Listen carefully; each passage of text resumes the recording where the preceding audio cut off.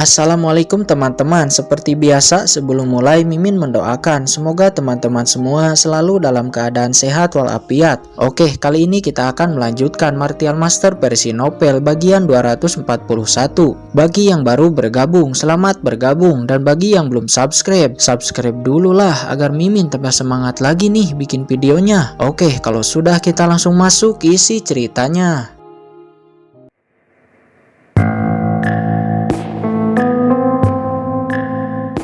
Masuk ke dalam rawa maut hitam. Rawa maut hitam itu begitu berbahaya. Namun apabila saya beruntung di rawa maut hitam, mungkin saya akan menerobos ranah wujud tahap akhir. Namun saat ini saya harus menemukan orang itu terlebih dahulu, ucap pria berpakaian hitam itu dan langsung mengguncang sosoknya, kemudian pergi dari sana. Scene berganti. Pada saat ini Qin terus-menerus berkultivasi dan terus-menerus meningkatkan kekuatannya. Teknik Kaisar 9 Surgawi dan teknik lainnya yang ia latih nampak semakin kuat dan semakin meningkat. Namun dia tidak merasakan ciri-ciri untuk menerobos lagi. Di saat berikutnya budak hitam nampak sudah 100% pulih dan sudah menyesuaikan dirinya. Bagus, kamu sudah benar-benar pulih, sekaranglah waktunya, ucap Qin sambil mengeluarkan sebuah pil obat. Ini adalah pil Kuyunji, kamu dapat meminumnya untuk mengeluarkan gejala kotoran sisa di dalam tubuhmu, ucap Qin. Lalu budak hitam mengambil pil Kuyunji dengan ekspresi yang nampak senang. Dia tidak pernah bermimpi di dalam hidupnya ini bisa menelan pil Kuyunji. Jika satu pil ini tidak cukup, kamu bisa memberitahuku, ucap Qin. Pada awalnya hanya tersisa 2 buah pil Kuyunji, namun terakhir kali Qin memecah 2 pil Kuyunji itu disuling dan menjadikannya 10 pil. Alasan mengapa Qin begitu banyak mengkonsumsi pil Kuyunji pada saat itu karena api iblis King Lian dan teknik Kaisar 9 Surgawi yang dilatihnya. Kemudian budak hitam duduk bersila dan mulai menelan pil Kuyunji. Setelah pil Kuyunji memasuki perutnya, dia langsung merasa kesakitan. Gejala sisa dan kotoran di dalam tubuh budak hitam bahkan 10 kali lebih banyak dari Qin. Makanya dia merasakan rasa sakit yang lebih sakit daripada yang dirasakan Qin.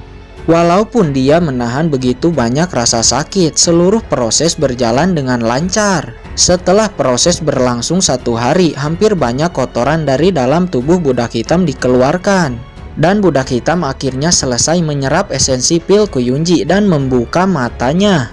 Tuan, sepertinya kondisi tubuh saya terasa lebih baik daripada sebelumnya, ucap budak hitam yang nampak senang dan bersemangat. Seolah-olah meridian di tubuhnya terlahir kembali. Sudah bertahun-tahun pondasi yang kacau, gejala sisa, kotoran yang menumpuk di dalam tubuhnya yang menghalangi dirinya untuk menerobos dan berhenti di ranah wujung puncak tahap akhir. Namun pada saat ini itu semua telah dibersihkan. Tentu dia merasakan hal yang sangat jauh berbeda dari sebelumnya. Seperti dugaan Qin, 1 pil Kuyunji saja sudah cukup. Ambil pil obat ini dan juga batu asli, saya sudah mempersiapkannya. Kamu akan mulai melakukan terobosan sekarang, ucap Qin sambil memberikan 2 botol pil obat. Baik tuan, ucap budak hitam sambil mengambil pil dari Qin lalu duduk bersila dan mulai menelan pil obat itu. Sebuah energi ki mengembun dan mulai memasuki tubuh budak hitam.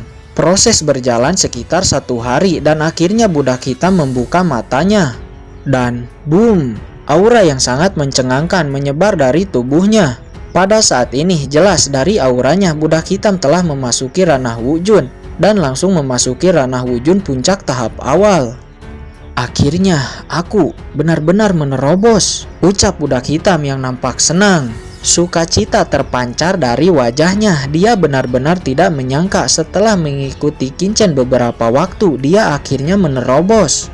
Tuan, hidup budak hitam ini sekarang adalah milikmu. Selama kamu memberi perintah, budak hitam ini akan mematuhimu, ucap budak hitam sambil memberi hormat kepada Qin dan matanya dipenuhi dengan sukacita. Jangan dipikirkan, terobosan ke tingkat 6 ini adalah sebuah permulaan. Di masa depan, selama kamu mematuhi perintahku, menerobos Martial King bukan tidak mungkin. Mendengar ini, budak hitam terkejut. Martial King? Apakah itu mungkin? Dia mengepalkan tinjunya dengan erat. Ayah, adik perempuan, ibu, nampaknya anakmu ini tidak akan lama lagi akan membalaskan dendam, gumam budak hitam di dalam hati.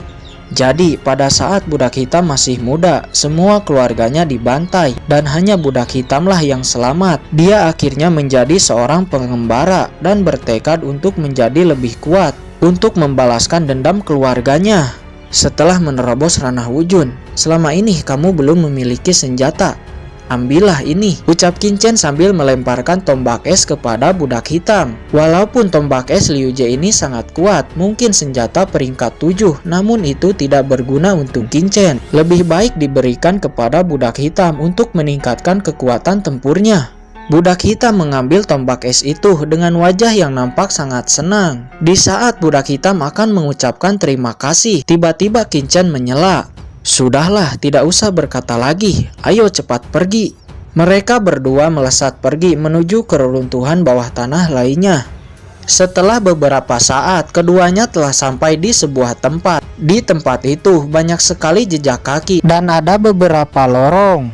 Nampaknya telah banyak orang yang memasuki lorong-lorong itu.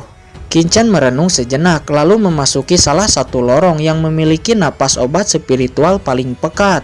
Setelah beberapa saat menyusuri lorong, Qin Chen telah sampai di ujung lorong. Dan nampak di ujung lorong terlihat seperti masuk ke dimensi lain. Tuan, tempat apa ini? Tanya budak hitam. Mungkin ini tempat khusus Rawa Maut Hitam atau tempat rahasia yang diciptakan oleh kekuatan kuno. Lorong bawah tanah yang baru saja kita lewati ternyata pintu masuk menuju tempat khusus ini. Ayo kita lihat ke depan, ucap Qin Chen dan mereka melesat pergi menelusuri ke depan. Selama penelusuran, Qin Chen sama sekali tidak menemukan obat spiritual apapun. Qin Chen hanya menyadari racun di sini semakin pekat. Sepertinya perubahan racun di Rawa Maut Hitam yang semakin kuat bukan pil detok yang kehilangan efeknya, tapi karena ada orang yang menemukan tempat ini dan membuka lorong untuk masuk ke tempat ini. Akibatnya racun di tempat ini merembes keluar dan membuat racun di Rawa Maut Hitam semakin kuat, pikir Qin Chen. Tuan, nampaknya telah banyak orang yang memasuki tempat ini sebelumnya, ucap budak hitam sambil melihat jejak kaki yang nampak banyak di tanah dan sadar karena banyak orang yang telah masuk ke sini tidak mungkin ada obat spiritual yang tersisa. Lalu Qin Chen merapalkan segel. Persepsi spiritualnya menyapu sekitar dan memeriksa. Qin Chen menemukan sebuah pembatas larangan. Qin Chen dan budak hitam masuk ke pembatas larangan itu. Dan setelah masuk, Qin Chen melihat sebuah lembah hijau yang berantakan. Ada kurang lebih 100 orang yang sedang mencari-cari sesuatu di lembah ini. Di pintu masuk lembah ada beberapa orang yang menjaga dan ada sekitar 7 mayat yang tergeletak di sekitar pintu masuk. Setelah masuk ke sini, Qin Chen mencium aroma obat spiritual yang sangat kaya. Sepertinya ini aroma obat spiritual tingkat tinggi. Kalau tidak, bagaimana aromanya bisa sangat pekat? Ucap Qin Chen yang nampak senang. Kedatangan Qin Chen dan budak hitam langsung menarik perhatian semua orang. Qin Chen melihat Yin Peng dan Yin Hong, kakak beradik yang Qin Chen temui di alun-alun kota Blackmar City waktu itu. Masih ingat kan? Yin Peng dan Yin Hong nampak berdiri di pinggir lembah, wajah keduanya suram dan keduanya nampak terluka parah. Qin Chen menghampiri Yin Peng dan Yin Hong. Qin Chen, mengapa kamu ada di sini? Ucap Yin Hong yang melihat Qin Chen datang menghampirinya. Pertama, Qin Chen memberi Yin Peng pil obat dan kemudian bertanya, kedua saudara, apa yang terjadi di sini dan lembah apa ini? Qin Chen, waktunya tidak tepat. Kali ini mungkin kami akan melibatkanmu, ucap Yin Peng. Tidak apa-apa, katakan saja apa yang terjadi sebenarnya. Yin Peng menjelaskan. Pada awalnya kami semua tidak sengaja menemukan sebuah formasi tersembunyi di reruntuhan bawah tanah ini dan memasukinya. Namun tak disangka setelah masuk ternyata tempat ini adalah kebun obat. Tentu kami semua sangat senang dan mulai memetik tanaman obat langka di sini. Kami tidak serakah setelah dirasa cukup. Kami akan segera pergi. Namun tiba-tiba orang-orang Orde Hitam mencegat kami dan dengan licik mengklaim bahwa kebun obat ini ditemukan pertama kali oleh mereka. Jadi kami harus memberikan setengah dari bahan obat yang telah kami ambil dari sini kepada mereka. Pada saat itu ada beberapa orang yang memaksa untuk pergi, tetapi orang itu langsung dibunuh oleh orang-orang Orde Hitam. Oh, jadi seperti itu. Tapi kalian ada banyak, dan orang-orang Orde Hitam itu hanya beberapa orang. Mengapa kalian tidak serang saja mereka secara bersamaan? Ucap Qin-chen. Kami tidak berani, posisi Orde Hitam sangat tinggi. Bahkan jika kami berhasil membunuh orang-orang Orde Hitam di tempat ini, mungkin kami tidak akan keluar hidup-hidup dari kota Blackmar City. Qin-chen, ngomong-ngomong di cincin penyimpanan kami ada tanaman Wing Shen Hua. Apa? Ucap Qin-chen yang nampak terkejut karena tanaman Wing Shen Hua ini sangatlah langka. Bahkan kami menemukan tanaman anggrek emas dan giok bintang langit yang sebelumnya telah diambil oleh mereka. Apa? Qin-chen dibuat lebih terkejut lagi. Di dunia luar, tanaman-tanaman ini benar-benar sangat langka. Di saat mereka masih berbincang-bincang, tiba-tiba sekelompok prajurit Orde Hitam mendatangi mereka dan berkata, "Kalian semua cepat serahkan cincin penyimpanan kalian. Kami akan memeriksanya. Setelah kami memeriksanya, kalian boleh pergi, termasuk kalian berdua." Ucap orang-orang Orde Hitam itu sambil menunjuk Qin-chen dan budak hitam. Qin-chen memandang orang itu dan menemukan orang terkuat di antara mereka adalah seorang Wu Jun. Kami baru sampai dan belum memetik tanaman obat apapun dari sini. Mengapa cincin penyimpanan kami juga harus diperiksa? Ucap Qin-chen. Siapa tahu mereka berdua telah mentransfer bahan obat ke dalam cincin penyimpananmu. Bisa jadi kan?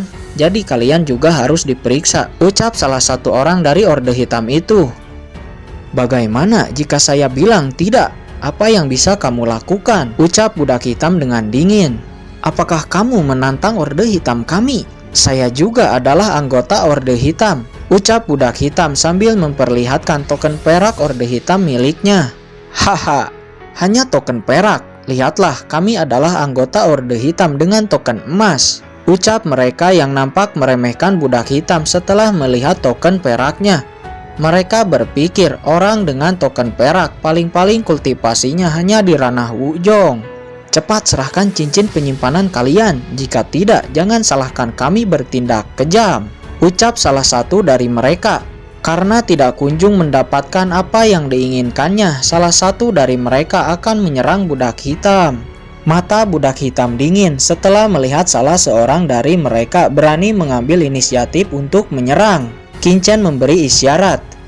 Bunuh. Budak hitam tidak ragu-ragu lagi setelah mendengar itu. Di saat orang itu akan menyerang, budak hitam langsung melepaskan serangan.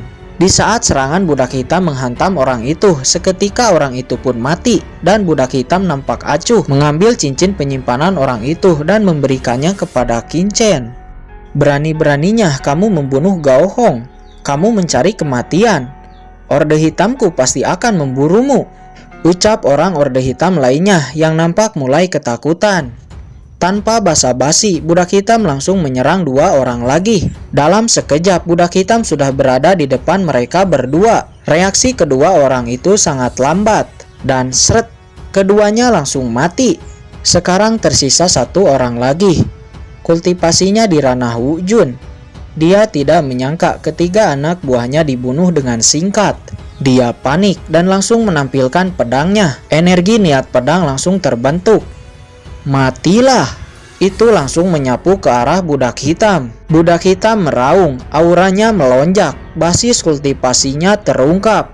Ternyata kamu seorang Wu Jun, ucap orang itu yang nampak terkejut dan takut. Aura budak hitam mematahkan energi pedangnya. Budak hitam langsung menampilkan spanduk setan langit. Di bawah serangan spanduk setan langit yang menakutkan, suara kesakitan terdengar. Seorang Wu Jun itu akhirnya mati. Orang-orang Orde Hitam lainnya yang ada di sekitar sana nampak ketakutan. Mereka dengan buru-buru membalikan badannya dan ingin pergi. Namun tentu budak hitam tidak membiarkannya. Dia mendesak spanduk setan langit, melesat, langsung menembak ke arah mereka semua. Jeritan kesakitan terdengar. Hanya sesaat setelah itu berubah menjadi mayat yang mengenaskan. Cincin penyimpanan mereka semua ditarik, melayang, jatuh ke tangan budak hitam, dan memberikannya kepada Qin-chen.